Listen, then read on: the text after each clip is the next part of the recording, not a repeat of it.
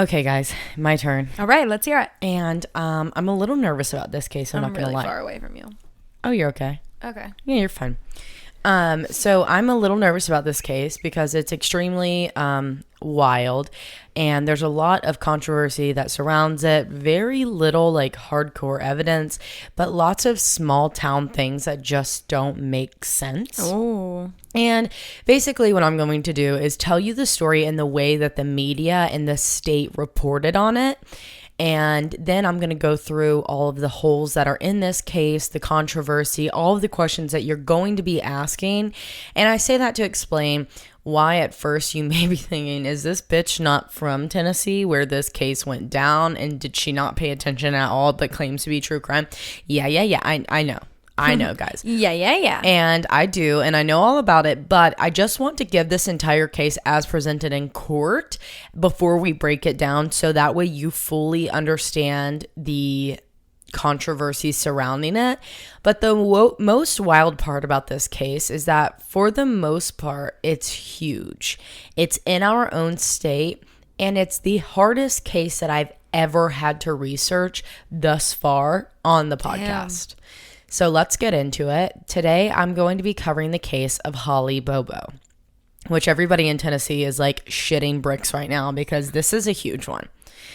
So at 4:30 a.m. on April 13th, 2011, 20-year-old nursing student Holly Bobo woke up to study for an exam that she had at the University of Tennessee Martin Parsons Center. So this is in Parsons, Tennessee, which is about a 9-minute drive from where Holly lived with her family in Darden, Tennessee. Darden is about an hour and a half southwest of Nashville and just east of Jackson, Tennessee. So it's in West Tennessee. Okay. And when Holly woke up at 4:30 a.m. to do her cram session, which we all know way too well, for her 8 a.m. class. Yeah, exactly. We have done many of those together. For her 8 a.m. class, she went downstairs to her family's like dining room table and set up shop. So she's studying, drinking some coffee, and texting her classmate about like what the hell is going on for this cram session. And that classmate was named Hannah Reese. So they were texting back and forth all morning from the time that Holly woke up. So I guess around this same time, about an hour after she had gotten up and was at the table, her father, Dana, had gotten up to go to work, and he said his goodbyes and left the house. At 7 a.m., Karen, who's Holly's mother, was leaving for work, and Karen told Holly that, like, I love you, wished her luck on the exam, and then left the home.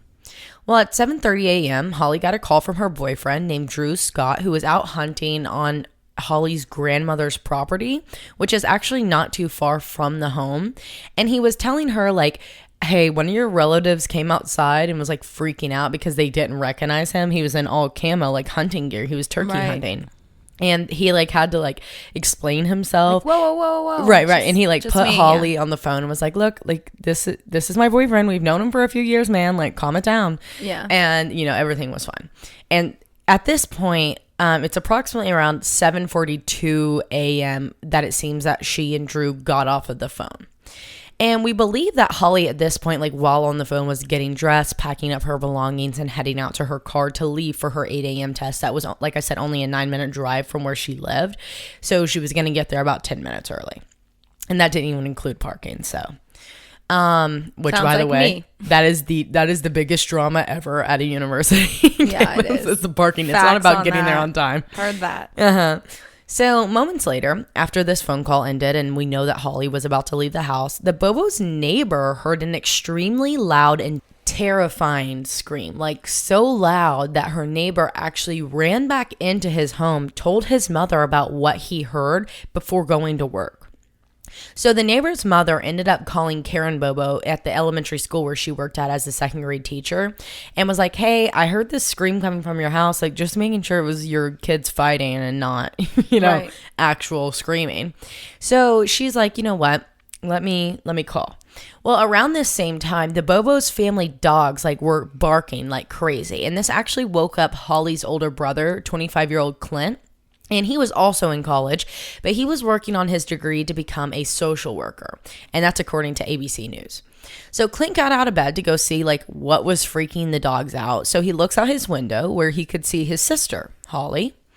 And she's on her knees, kneeling beside her car in the like garage carport area, talking to a man who is dressed out in like full camo. So automatically Clint's like, oh, this must be Drew out there. Well, around the same time, his mother, Karen, calls him because she wants to check on Holly and him. And he answers the phone and explains to Karen like what he saw. And Karen's like, well, the neighbor heard a scream. So did you hear anything? And he's like, no, I didn't hear a thing. But, you know, Holly's outside with Drew. And despite this, Karen's like, you know what? Go check on Holly. So Clint explains again, like, I just saw her. She was in the garage with Drew. I could hear them. And Karen begins freaking out. And she's screaming that the man with Holly was not Drew, because Karen knew that Drew was hunting that morning. So Clint also knew this, obviously, or he wouldn't have assumed that it was Drew. And he's like, you know, I talked to Drew last night. He told me he was going hunting. Like, this is Drew outside. It looks just like him. And Clint's like, you know what? He looks back out the window while talking to Karen, and he realizes that Holly and Drew are no longer in the garage. Holly was now walking beside this man, Drew, towards the woods line and behind the family's home. And Clint sees that the man walking with Holly, who he thinks again is Drew, is holding a black object, which looks to be a deer grunt, which I don't know what that is, but it's for hunting. Me neither. Yeah. So Clint was explaining to his mother exactly what was happening and what he was seeing. And Karen says, get a gun and shoot him. Clint, confused, as he literally thought this dude was Drew with Holly. And he's like, look, he's literally wearing camo and Holly's walking willingly beside him. Like, why am I going to shoot Drew? In fact, the quote is, you want me to shoot Drew? Right. Karen screams at the top of her lungs, that is not Drew, hangs up the phone and immediately calls 911. However, she reached the dispatcher for the county that she worked in, which was not the county that her house was in. So she had to hang up. So Clint was calling Holly and Drew like over and over again, blowing up their phones, but no one was answering. So Karen called back to Clint and was like, listen, I need you to call 911 as she's racing back home. But she's not driving. In fact, she's so frantic that her friend and coworker had to drive her home. And at the same time, she's calling her husband, Dana. So Clint dials 911, but before he did, he like grabbed a pistol and walked out into the garage to like see like what his sister was doing. And as he's walking out there, he comes across a pool of blood in the garage. So he tells the dispatcher the situation, and up to this point, he's kind of like, I just figured like maybe he came to show her the turkey he shot, or, you know, something. Like it's animal blood. Yeah, like he's kind of trying to explain this away to him. And as he's on the phone with dispatchers, Karen pulls into the driveway. So they end up hanging up the phone with the dispatcher. They have someone coming out, a unit coming their way. And Clint and Karen began sprinting into the woods, screaming and searching for Holly, but there was no sign of her or the man she was with. The first deputy from Decatur County arrived at the home just a little before 8:10 a.m., which was about 10 minutes at the most after the 911 call came in. So Clint described the man being between 5'10" and 6 foot tall, and he was weighing between 180 to 200 pounds with dark hair that was long enough to stick out from underneath a hat that he was wearing and touch the collar of a camo like jacket shirt. And he was wearing a full like camo suit, like a hunting outfit, and it looked to be a mossy oak breakup from what he could tell through the walls of the garage. Also, he could hear that this man had a deep, low-range voice, which was similar to Drew's. And he heard his sister say, "No, why?" like in a mad way. So at this point, law enforcement called for backup, and Holly's father was arriving at the home around the same time. So as they're all pulling up, neighbors are running out of their homes because of the crazy commotion that's going on, throwing on their shoes, grabbing guns, banding together to search the woods, looking for any sign of Holly or her captor. So pretty quickly, authorities began questioning Clint. And they're like forcing him to take off his shirt and his clothes, searching for any sign of like scratches from like running through the woods or like a struggle between him and his sister. However, they quickly realized that that was impossible because as this was all taking place, he was in the home or on the phone with Karen and police. Right. So that night, after searching the entire day for Holly, a prayer vigil was held at a local Baptist church. I can't pronounce it. And in the following days, hundreds and hundreds of rescue workers, first responders, police, family, friends, and members of the community were like coming together to search for Holly. So during the search for Holly, they came the night after she was abducted. So it's now April 14th. Officers or searchers came across a lunchbox that had an H in what's it called? Not embedded, where it's like sewed embroidered, yeah, into it. And so they bring it to the Bobo's house and they say, yes, this is Holly's lunchbox. And they found this on Bible Hill Road, which is about an 8-mile drive northeast of the family's home. And it's 3 miles north in the direction of the woods that Holly was last seen.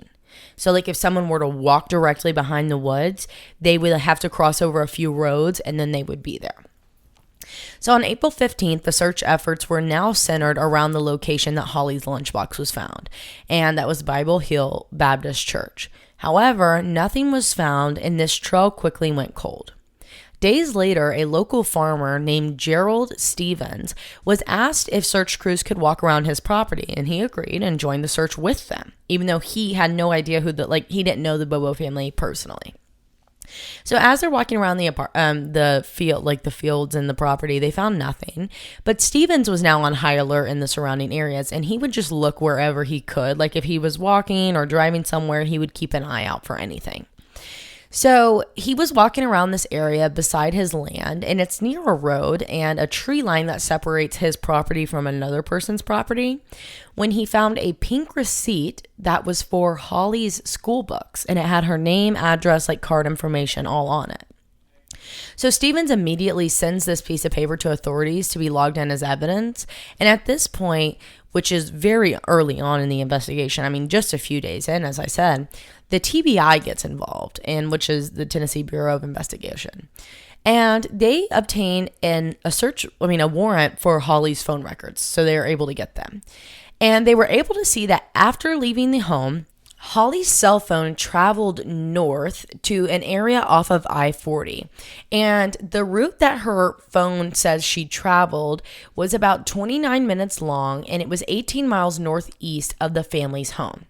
And at this location, the phone stayed, once it got to the I-40 area, it stayed in that location for 20 to 30 minutes, and this was between the time frame of 8:30 a.m. and 9:30 a.m. before it began moving again.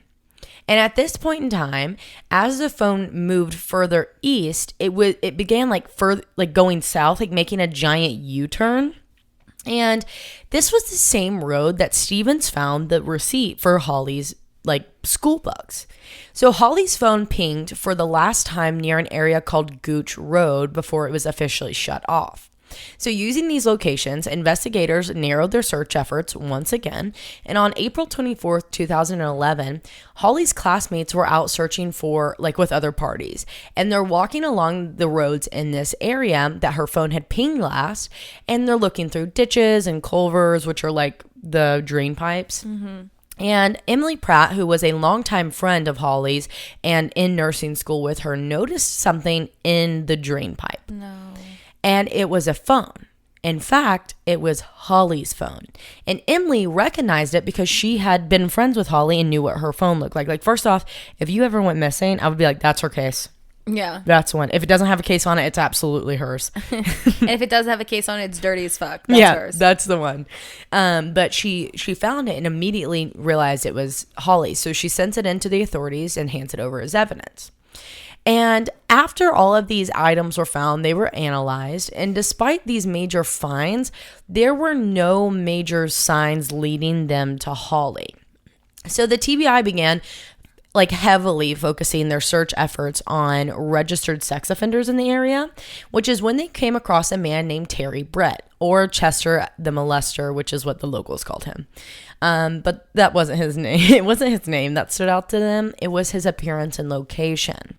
So Brett fit the description of the man that Clint saw to a T the day that Holly was abducted. The man that she was kneeling in the garage with, that walked to the woods line, that was the man that he saw. And the TBI interviewed him and his wife to try to establish his alibi. Britt and his wife said that morning on the day of Holly's abduction, he and his wife had gone shopping for a new bathtub at a local store because they were renovating their home. Authorities went to that store. However, no workers could confirm that he was actually there despite matching his description. And upon hearing his voice, Clint said that it was very similar to the one that he heard speaking with his sister in the moments before she was taken. And when I mean like hearing his voice, basically like investigators played a bunch of men's voice talking and made him sit in a room. And he said, like, no, it's like that's a not lineup, it. but a voice lineup. Yeah, a voice lineup. And he picked Terry Britt's out of all of them. Oh. And it was like the same muffled, like through a wall type. And he said it was that one. So TBI obtained a search warrant for Britt's phone records. However, after cross-referencing them with Holly's, he was not a match. His home was wiretapped and searched as well, but still there was no connection that could be made, and he was never charged. So they had to look in different directions. So on May 3rd, a woman named Ednisha Brasher, who worked with Clint Bobo actually at work, was riding her bike with her little brother, and they were playing I Spy. And her brother was playing this game, and he was like, I spy something sparkly. And they were driving by this like parking lot to a sawmill, and she's like, oh, there it is. So they go over to see what it is, and it's a SIM card. So they take the card home with them, and they put it in their phone, and they realize that it's Holly's SIM card. Immediately, they call the Bobos, telling them about their discovery, and hand it over to police. After this, the case went completely cold in terms of actual evidence, and police were having to work really hard with what they had, and they were desperate at this point because this is one of the largest and most expensive investigations in the history in the state of Tennessee, with tons of pressure on law enforcement, as this seemed like it would be a relatively easy case to solve from right off the bat.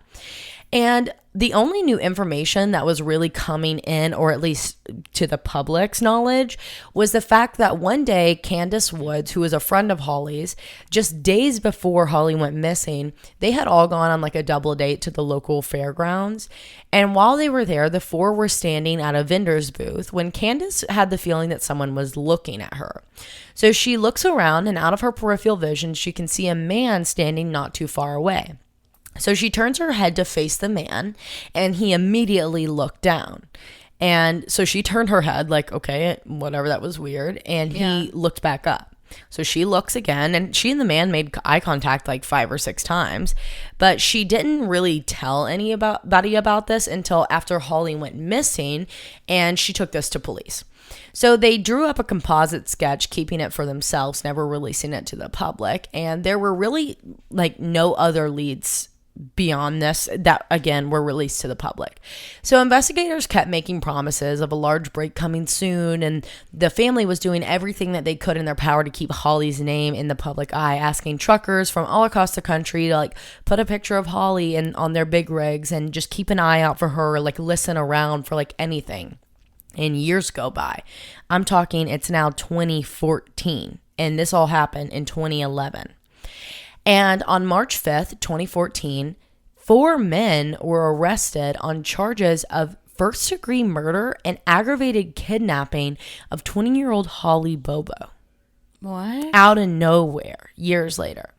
And this was absolutely shocking to the public, as her body had never been found, and the case seemed to be cold for years at this point, with just rumors spreading back and forth and empty promises from law enforcement.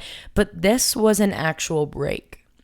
So the 4 men were Zach Adams, his brother Dylan Adams, their friend Jason Autry, and Jason's cousin Shane Austin. And all 4 of them were known to be like meth heads and drug dealers in the area.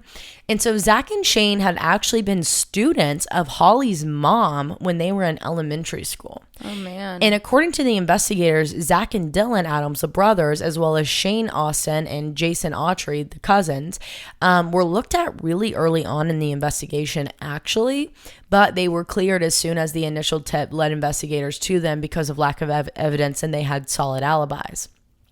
So in early 2014, Dylan was arrested on unrelated weapon charges, and his charges were extensive. Like, I'm talking like gun charges, and he would have, these charges would have resulted him having to spend years in prison. However, the prosecutor arranged for a no jail plea deal, and on the conditions that Dylan went to live with a retired police officer named Dennis Benjamin. And 5 weeks after moving in with Dennis Benjamin, he called 911 to report that Dylan had confided in him that he and his brother and Shane Austin had killed Holly Bobo. Somehow Dennis and Dylan got on the topic of Holly Bobo when he explained that he had gone to his brother's house, Zach, to pick up the white pickup that they shared. And when he walked into the living room, he saw Holly Bobo sitting in a green chair in Zach's living room wearing a pink t-shirt. Just feet away from her was Jason Autry. Dylan asked why she was there and what she was doing, and Zach, who was wearing camo shorts and a black cut-off t-shirt with green Crocs, told him that, okay, trigger warning right here. Zach explained that he had raped Holly and videoed it. So investigators had kept these men on their radar, apparently, from the time that they had let them go the first time. And despite the fact that they had never been actually cleared, what they say now, but in the beginning they said they were cleared, at the time there was just nothing connecting them to Holly's case from the beginning. Well, when the receipt was discovered by the local farmer, Stevens, it was actually found just feet away from Shane Austin's trailer. In fact, 75 feet, directly. Shit. Yeah. And that was a piece of evidence that investigators needed to really dig into these men. It was like the lead that they were searching for. And when they compared Shane's photo to the sketch of Candace Woods gave them of the man at the fairgrounds that was staring at them, it was an exact match. Mm-hmm. So at this point, investigators are writing off of phone record evidence that they said they had, Dylan's confession to support this arrest, but they really needed the video that they were talking about, a body, and a weapon. So Shane Austin was actually offered full immunity in exchange for him to testify against Zach and give them the location of Holly's body, because investigators had enough evidence to believe that Shane had aided in disposing of the body because of certain phone records they had. And Shane was either unwilling or unable to give this information. And then the DA released this statement claiming that Shane was untruthful, not forthcoming or cooperative as to any and all aspects of the investigation. Really put out a statement being and then took his immunity away. What? So that was weird, right? Yeah. Well, in April, it's uncommon. Yeah. Yeah. So in April, a month after the arrests were made, Shane's attorney filed a complaint against the state asking for immediate and permanent injunction preventing the state from charging Shane, as he claimed to have no involvement, and Shane was then released on bond. So in July of 2014, two more men were arrested and charged with accessory after the fact and tampering with evidence in Holly's case. And these two men were Jeffrey Piercy and his brother Mark. So in May of 2014, Sandra King, Jeff's former roommate, came forward to police claiming that Jeff had showed her a clip of a video where Zach was assaulting Holly and she was tied up and crying. But she watched 20 seconds of it and turned away and was like, I can't watch this. And Jeff told Sandra that his brother Mark had recorded it. So investigators arranged a recorded phone call between Sandra and Jeff. And on the phone call, Sandra said something along the lines of, if that video of Holly was actually of you, I would have watched the entire thing all the way through. To which Jeff responded, I know. However, Jeff later stated that he thought Sandra was talking about this sex video that he had with his ex-wife, who was also named Holly and had blonde hair. And both men didn't even know, had no connections to Zach or the other three men that were arrested. No connections. So officers analyzed over 20 phone calls, but never found any videos of Holly Bobo. Therefore, the charges against the Percy brothers were then dropped. Well, on September 7th, 2014, two ginseng hunters who were in a wooded area north of Decatur County, which is 20 miles from Darden, just off of I-40 on a private property. And this area, like I said, it was private, but it was common for people to like go on this either way. And that's what the owner said. Like, I just never really enforced it. And as these two men were walking, they were going through this like dense. Well, you don't mess with ginseng hunters, right? Really? my grandfather was a ginseng hunter. They were walking through this like dense wooded area, like the thickest part on this property. And one of the men named Larry Stone spotted a large like colored bucket, like a Home Depot bucket, and it was upside down. So he went over to it and like flipped it over, like kicked it, like men do. They just fucking ruin shit. Like kicked it. Yeah. And he puts the bucket back down or like sets it back up or something. And he said that something in him told him to turn around. So he turned around slowly, which is when he spotted a human skull. He called his cousin, who was hunting with him, to the area, who told Stone that he believed it was a real human skull. Stone said that all he could think was, "Oh my God, this is Holly Bobo." He immediately called 911. However, he was too emotional to make the phone call, so his cousin had to call it in for him because he was sobbing.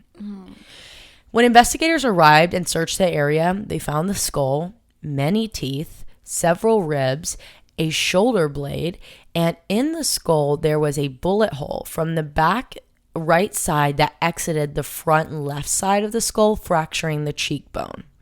They continued to search the area, which is when they found an inhaler that was made out to Holly, a cloth strap that looked to be from a purse, a camera, keys that had an H keychain on them, a tube of chapstick, a pack of gum, a small pouch that had pens, pencils, and lipstick inside, a large purse that was buried nearby, and inside this purse was a wallet that had Holly's ID inside with a thumb drive and an earring.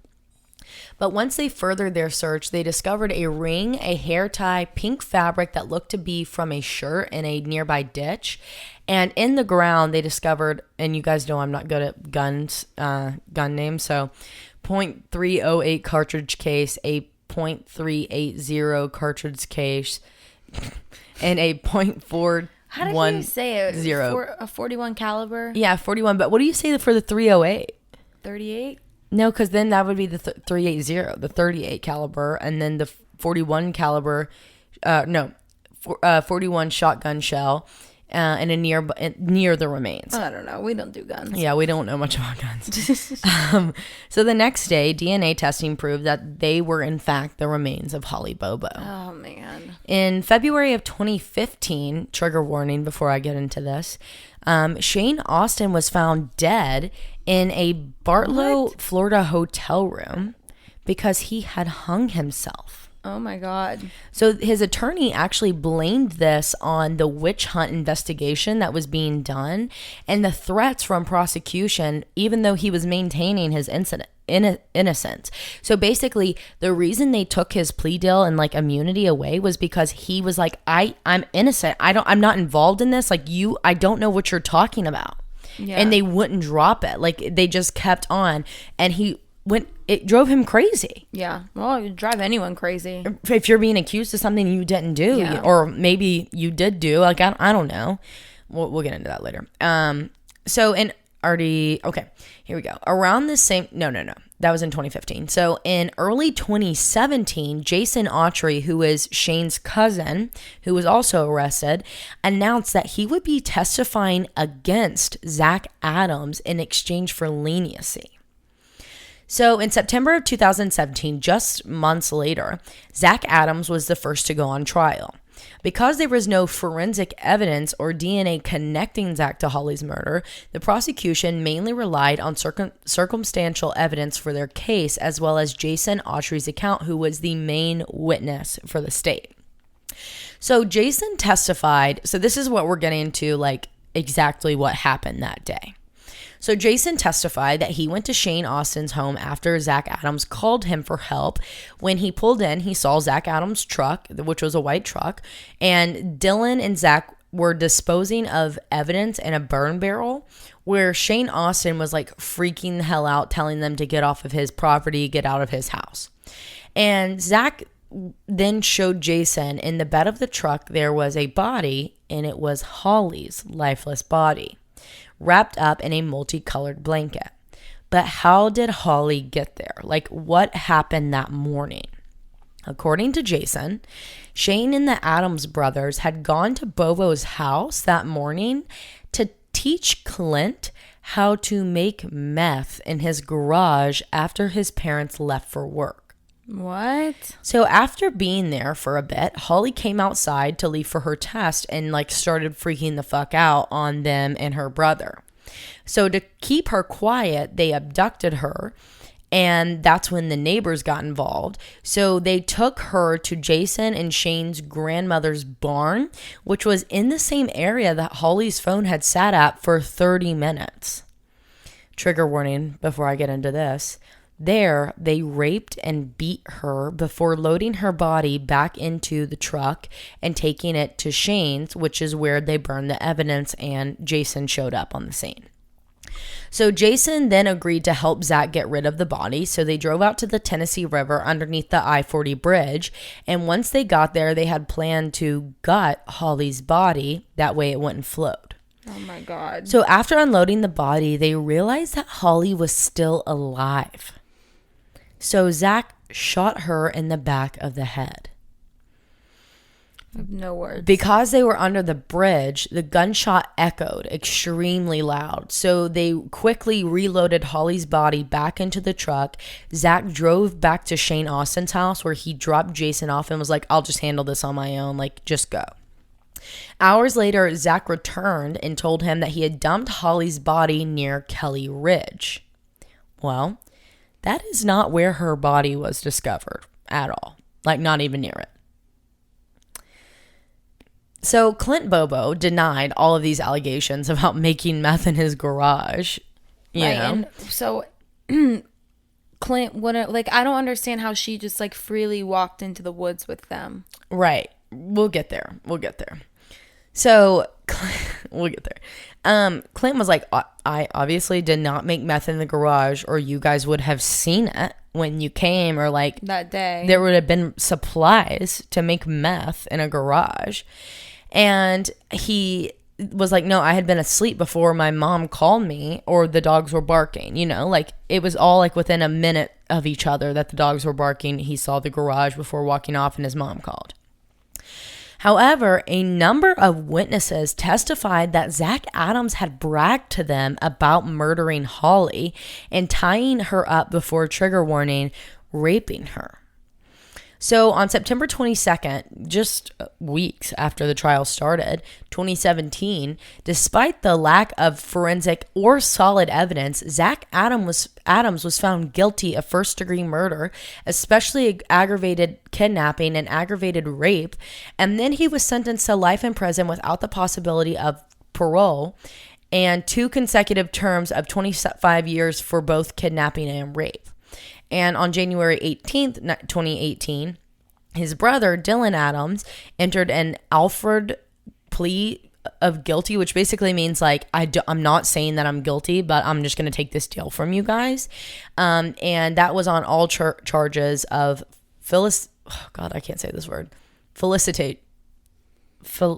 facilitation. There we go. Sorry. Facilitation of first-degree murder and especially aggravated kidnapping. And he was sentenced to 15 years for the murder and 35 years for the kidnapping. But they were to be served concurrently without parole. What? Which, that just sounds like ass backwards to me. So maybe I wrote that wrong, but if that's true, what? Yeah, what? So, and Jason Autry was then sentenced to 8 years because of his plea bargain and agreeing to take the leniency to testify against Zach Adams for tampering with evidence. Okay, so that's the case. Now That's what they said the case was. That's what the case has been reported as. Okay. So let's break this all down. And let's get comfy. Yeah, everybody get really comfy because we're about to get into like a conversation that I don't typically like to do in true crime cases, but this is just off to me. Yeah, it is. And if you're watching me on YouTube, mind your business. Mind your business. Okay. So let's start with the fact that the state was under a lot of pressure. And these were convicted criminals, and there was a lot of drug, firearms, murder, kidnapping involved. And it was very emotional, extremely far-reaching. And it just leaves me with my main question about this entire case. Did they just get so desperate to close it that they pulled the strings that they had? Right. So I know you're thinking that this looks like, like they have the right guys, they have the evidence and the testimony that backs them up, but just stick with me, all right? First off, let's discuss the place where this all happened in Darden. So Darden is a small unincorporated community in Tennessee, and it's where Holly and her family were living, and it feeds mainly into Parsons, Tennessee, where I believe they all worked and went to school. So it was kind of just like the county almost. Okay, like little town. Yeah, like a little, like I don't even think it had like a McDonald's, you know what I mean? Yeah. Like gas stations is the extent. And it's an extremely rural area, and there's lots of forest, tons of trees. Neighbors are like spread out. So are they really neighbors? And they're just like not right on top of each other from what I can tell on the map. And there are really just two types of people living in this area, good and bad, just like anywhere else. But the population of Darden, according to the 2010 census, was barely over 300. Oh, wow. So that good and bad small. line is gigantic in a town this small. And everyone knows everyone. That's exactly what I have next on my notes. Everyone knows everyone type of place and knows all their personal shit type of place. And it shouldn't be too far-fetched to really consider the fact that this would typically pretty much be a open-close type of case. Right. And you had a witness. Mm-hmm. Someone would have likely seen Holly in a car at a red light or driving around, considering that we knew she was driven around, and maybe hear something, see something, talk about others with it, like rumors, the typical small town shit. But no one, there wasn't that. It was just like the hardest case in the world for them to cover, to close. It just made no sense. And we know that Shane Austin and the Adams brothers were looked at pretty early on, actually, very early on in the case. But we have no explanation as to why or what led investigators to believe that they were involved in the first place. And from the beginning, Zach maintained his innocence, literally saying over and over again, "You have the wrong guy." Yeah. You straight up have the wrong guy. And he even was like, "Listen, all the shit I do is drug related. I'm being honest about it. I don't kill people." Right. He's an abusive boyfriend. Everybody knows, there's been domestic violence against him. But he's like, "I don't do this shit." Yeah, I don't kill people. Right. Right. Or you know what I mean? Just randomly kill somebody. You might get to this, but I have to ask because it's burning. Did they ever interview or suspect Drew, the boyfriend? So there's nothing on about Drew. I can't find anything about Drew. That's so weird. Other than he was cleared early on. Maybe because grandparents saw him. He was at the property, is from my understanding. But I just find it so weird that the brother's "What do you want me to shoot Drew? What are you talking about, Yeah. So let's go on with this. Like I said, he's maintaining his innocence, not to mention the fact that when officers got his phone records back, it showed that his phone was located nowhere near Holly's. Oh my God. At all. Yet his phone was being used the entire time it was outside of these areas. So naturally we're gonna want to explain that away with yeah, you can say you're innocent and you can have someone take your phone, but number one, I just don't think he was smart enough to do that. Yeah. I know that sounds mean, but if your main priority is drugs and shit, I don't think you're gonna be considering phone locations. Right. Your brain's probably a little fried. Yeah. I agree. Yeah. Number two, he was texting and calling this entire time, and So it was he had to be with his phone. Yeah, he like had to have been with his phone.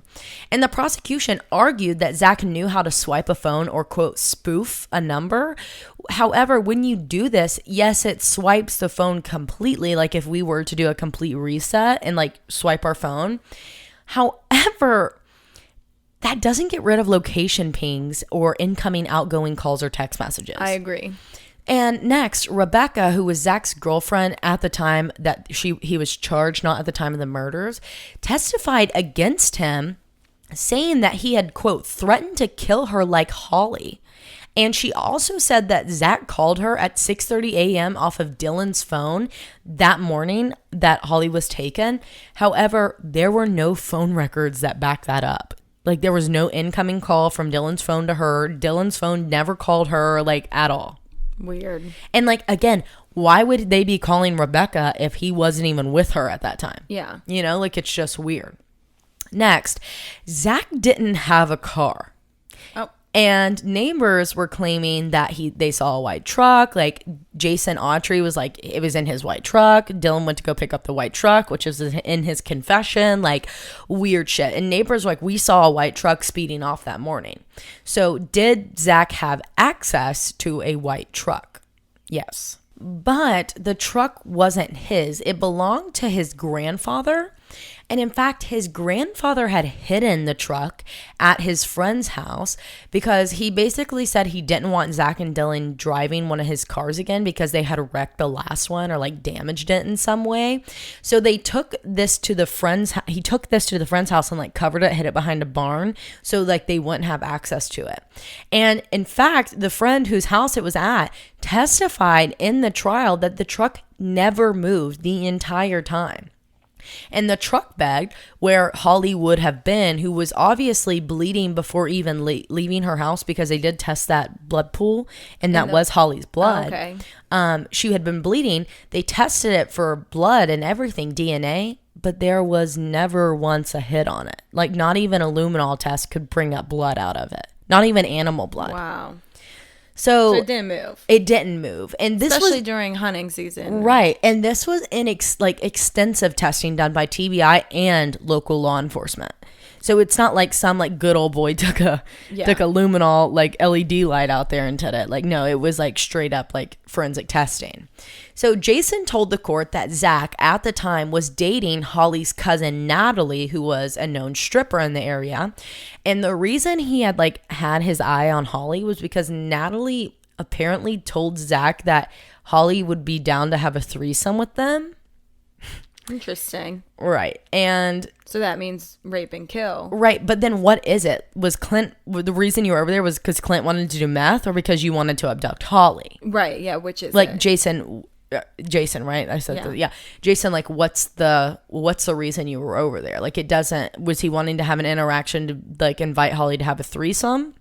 Well, WOPC, which is a local news station, hit their reporter named Bert Staggs, actually called Natalie, and she basically said this is all bullshit because at the time she A, wasn't a stripper, and B, wasn't gonna be like hey, let's have a threesome with my cousin Holly, who's a nurse. Yeah, like obviously that's not gonna vibe, right? You know. So maybe that the entire motive was that, you know, that's what got Holly and Zach's mind, you know, and maybe that was the motive. But again, like, was it meth or was it this? Right. You know, was it the threesome or was it meth? Who knows? But what about his brother, Dylan?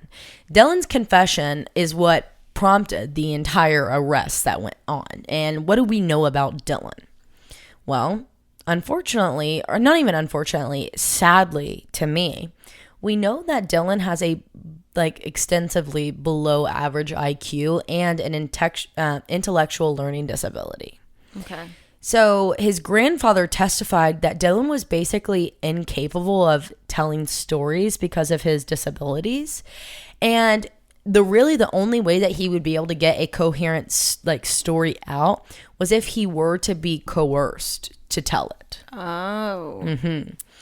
But we can't even look at this because the entire confession wasn't transcripted. There were no recorded, there was no record of his confession.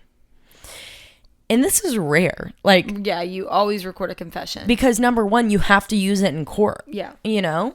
But in the end, it was Jason Autry's account that the prosecution used to convict these people. And the main witness who was testifying against Zach. So let's discuss that. Just like many others in the trial, they were giving immunity for the crimes, because most of them were criminals, if they were to testify against Zach. And Jason only agreed in 2017, which was right before the trial, but after his cousin and best friend Shane Austin committed, trigger warning, suicide. Right. Because of the case. So Shane struck a deal, not stuck, to testify against Zach, right? But then it was taken away because he was either, quote, unwilling or unable to give his testimony. This is all just very like coerced, like. Right. But was it Not because he adding really up. wasn't involved, or because he didn't want to give up on his friend who had brought a dead body over to his house that he didn't want over there? Because in Jason's account, he was saying that Shane was like, get off my fucking property, like trying to get everybody gone. Yeah. So why wouldn't he want to testify against Zach? Like, it makes no sense. So one of the main points for the prosecution throughout this entire trial was this video of Holly, right? Yet it has never been found. To this day, it has never been found. And they went through everybody's phones. Nowhere. Right? Like, That's weird. and yeah. but yet we used it in the trial. Yeah, how does that work? How does that work?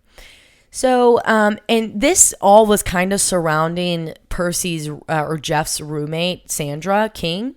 And many people attested to seeing this video of Holly being, sexually assaulted, raped, and beaten. But again, it was never found. And Sandra King says the reason it was never found is because Jeff threw it away, that cell phone that it was on, away. But the defense was like, he was like, this is the only phone I've had. Like, you can see, like, you can tell if someone buys a phone or a burner or anything. And all the defense could say about the video was that it was actually Jeff's ex-wife who had blonde hair and was named Holly. So was it really a sex video? Right, but where is the video? Right. And I think eventually, I saw this on one account, so I don't know how, real this is. Yeah. Allegedly, he like had to show them the sex video with his ex-wife, and she was like tied up like into some kinky shit. Yeah. And so that's interesting. Oh. So in the end, basically everything to this point in the trial is hearsay. And it was taken as fact and used in a trial to convict people of first-degree murder, kidnapping, rape. In life to prison. In life in prison. And, we can kind of explain like, okay, well, they searched for the video, but there was a lot of people to attest to it.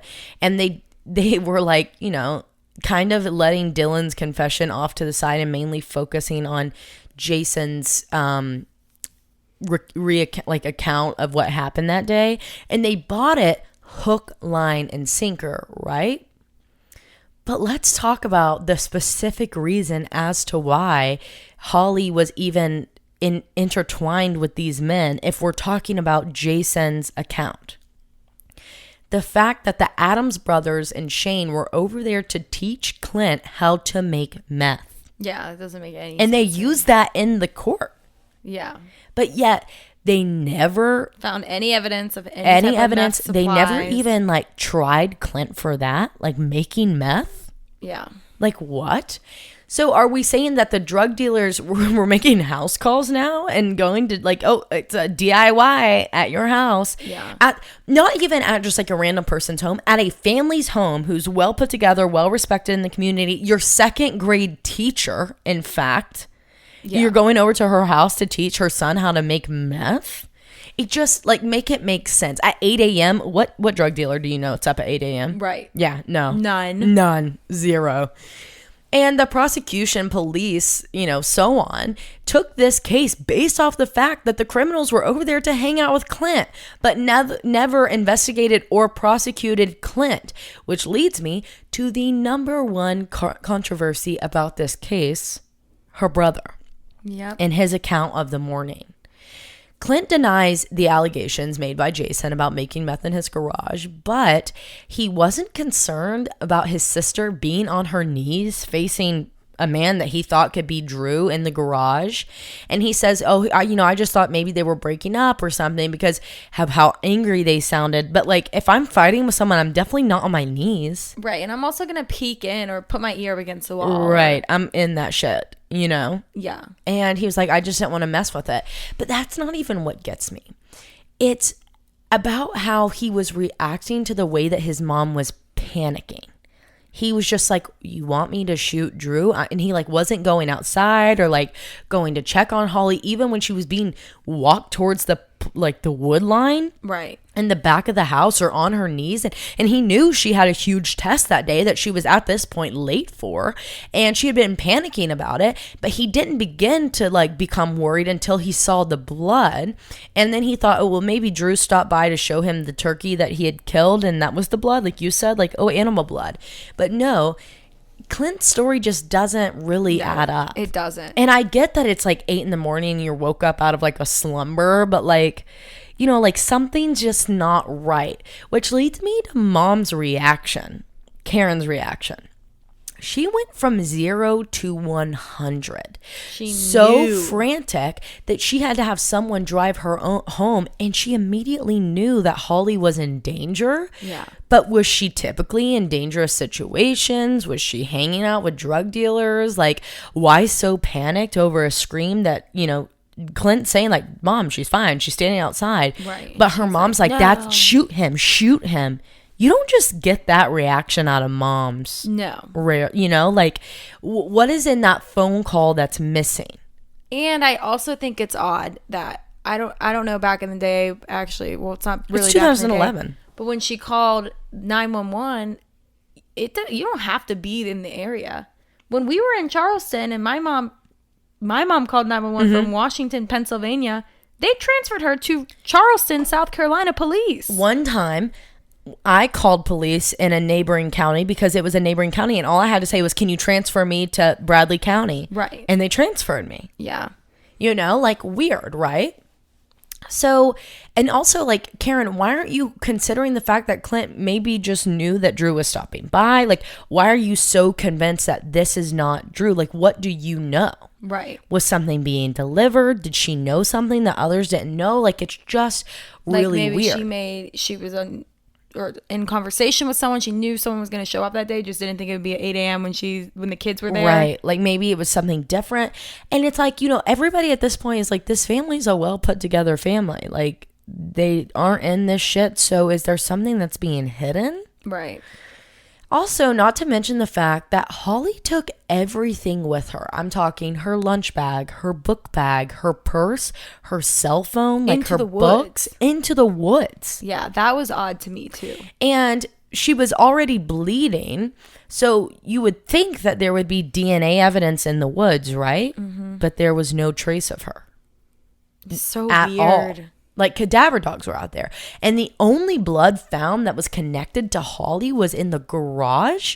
But in the end, they never found her body where the people who were confessing to this crime said it was. She was, yeah.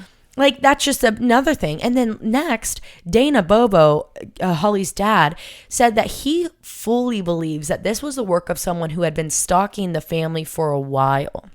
Learning their routines, figuring out like when she was leaving, looking at when the neighbors would be leaving, where he could hide. Familiarized himself with Holly as a friend, so he would walking to the woods, like knowing the area that well. Which brings me back to Terry Britt, the registered sex offender that the TBI began searching at.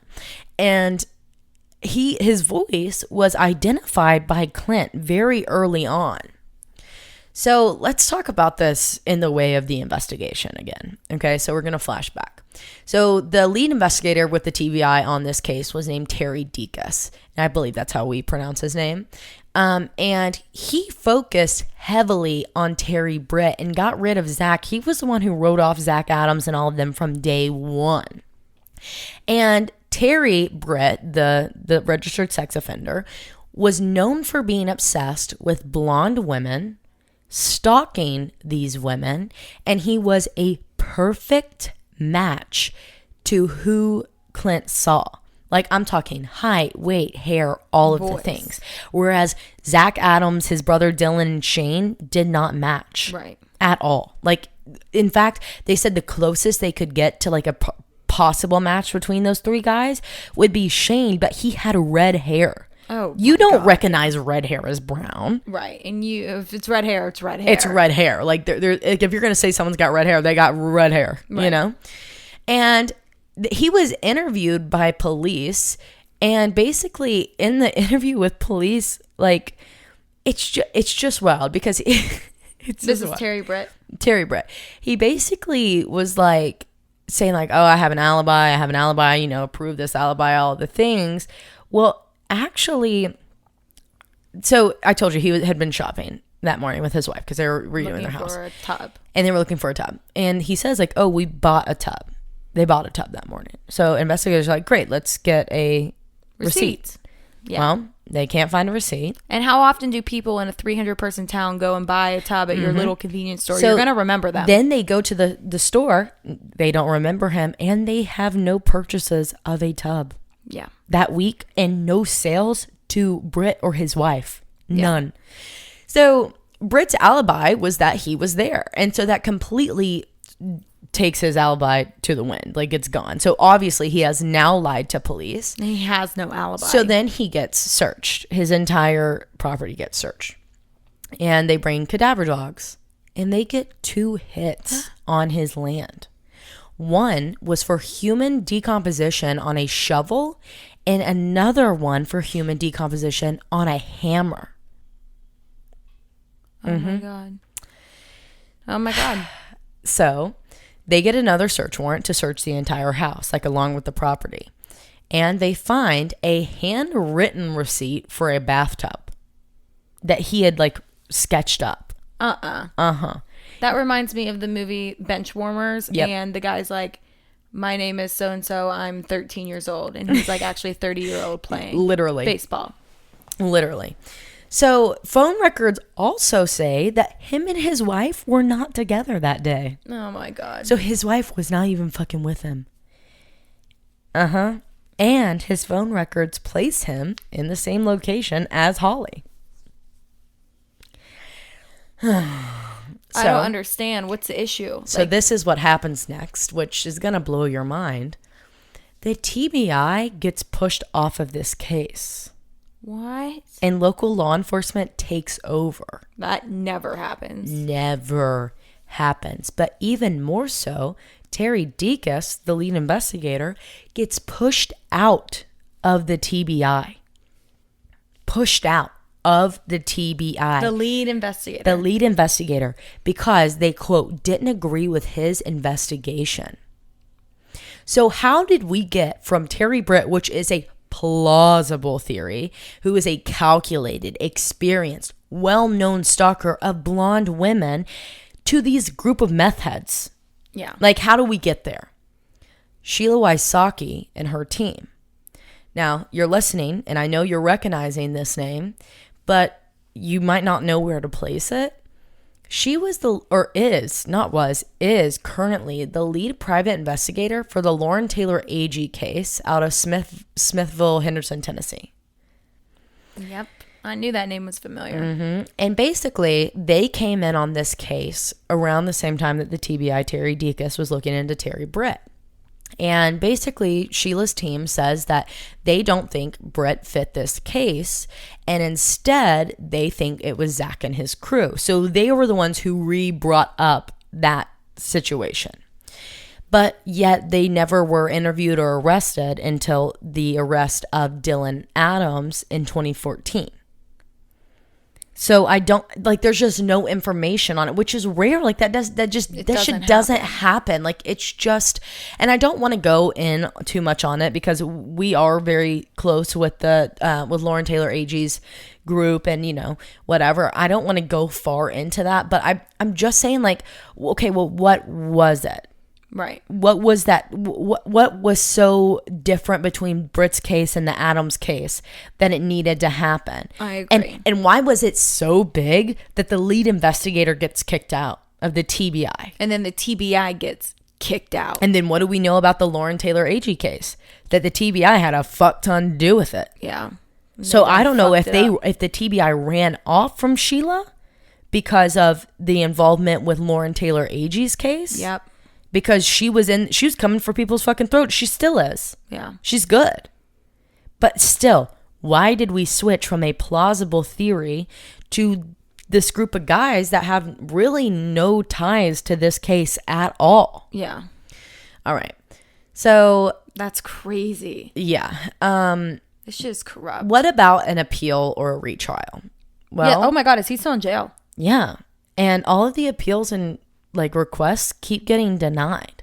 Oh my God. But why wasn't Terry Britt in jail at this time?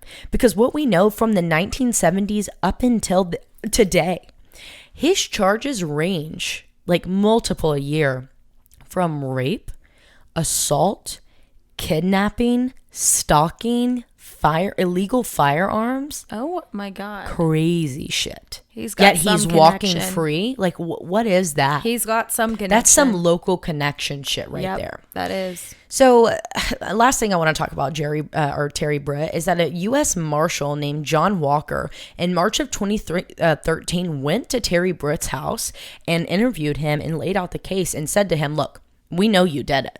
Like, you know, this, and this is what we have on you." And Terry Britt responded by, quote, on untranscripted interviews, says, quote, "Sounds like you've got it all figured out. I'll plead to it." What? The marshal, U.S. Marshal, hands us over to the TBI and it gets dropped. Oh my God.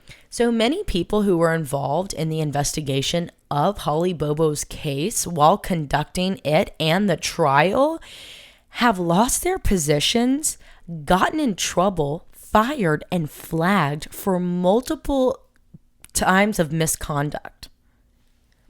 I don't understand. But still, there's been like the investigation needs to start from day one. He got trialed in, what'd you say, 2017? 2017. It started in the beginning of September, was already sentenced by the end of September. Not even by the end, it was like midway through. Oh my God. Like in the teens still. With no hard evidence. No hard evidence. Holy crap. You guys are probably like, this is the longest fucking episode of our lives. It is. I think it's the longest we've ever recorded. It definitely is. We finally learned how to actually do really good research, and we can't stop flaunting it. Long ever again. We can't stop flaunting it. I got a little crazy today. Yeah. But yeah, that's the case. That's insane. It just isn't right. Something's wrong. Something is really wrong, and I just don't think this is justice for Holly. I absolutely agree. I look, and if you like, if I could see some hard evidence that's like forensic evidence or, you know, just like typical stuff, maybe I would agree a little bit more, but there's nothing out there. Yeah. So I can't see what you're seeing if you don't put it out there. And if it's that good that you can put someone away in prison for life, then you should be able to show it. But then again, if they did it, then good, let them fucking sit there and rot, but just explain to us. Right, because the public cares about this kind of shit. Obviously. And it was, again, like I said, one of the largest, most expensive cases in the history of Tennessee. That is crazy. Something ain't right. Something's not right. Something is not right. Oh, wow. Yeah. I don't even know what to say. I'm just like, and I also want to give like I don't know how to explain this, but like I also want to say to y'all, like, if you don't agree with me, that's totally fine. But when I was researching this, I was like, oh, okay. And then once I started like digging, I was like, whoa, what am I reading? And everybody always talks about like how whack the Holly Bobo case is, and it itself is, you're right, is whack. It's whack. That is a good word. But like it in itself, like even if we didn't discuss like the controversy or the trouble surrounding it, it's a crazy case. Yeah. It's just like when the more you read about it, you're like, what? But is this justice? Do we have the right people? Because justice is saying like, oh, we have the right people behind bars. Right. Not that we have the people that was easy to put behind bars. I agree. And look, and look, you know, I'm not for any drug dealers, obviously, or meth heads or something. Like, I'm not for that. I'm just saying if you wanted to get these people off the street just in general because maybe they were heading some sort of like drug epidemic in your town, that's fine, but put them in on those charges. Right. I agree. And don't try to write it off because you have a lot of pressure coming towards you because of a case that you can't solve that seems to be a pretty open and shut case, in my opinion. All you had to do was really set up roadblocks and you would have caught her. Yeah. There's only like 3 main roads that go through this area. If you would have put up a block on the majority of these, you would have had no problem maybe getting him, maybe seeing where Holly was. Saving her life. Yeah. But, and also, they told Karen, her mom, that they had set up stops. And they didn't. And look, again, at the Bobo family, I'm extremely sorry for your loss. And I don't want you to think I'm pointing the finger at you. There's just so many holes in this that have to be kind of addressed. And I think that you guys were involved? No way. I think that you totally got fucked by the way that the prosecution and the state handled this case. In my opinion, fully fucked. Oh my God, what a crazy case. Yeah, I'm sorry. I'm really nervous about this case, actually. I'm not even going to lie to y'all. It'll be fine. I'm really nervous about it. Well, so let us know what you like about it. Anyways, we've been on here for 2 hours. Morgan, say your goodbyes. All right, bye. Bye.